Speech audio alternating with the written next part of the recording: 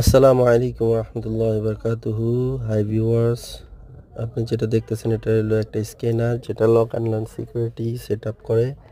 তো আমরা এটা হলো এক্সিও হাইব্রিড কার, যেটা সিকিউরিটি অথবা লক অ্যান্ড লক রিমোটটাকে হারানো গিয়েছে।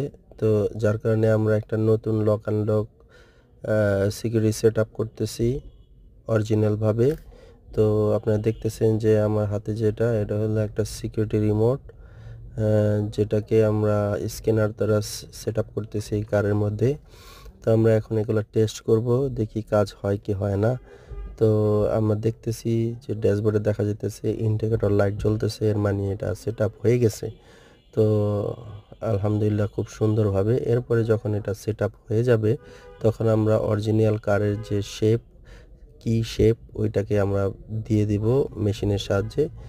তো আলহামদুলিল্লাহ কাজ সম্পূর্ণ হলে এই যে হলো আপনার নতুন রিমোট। আলহামদুলিল্লাহ।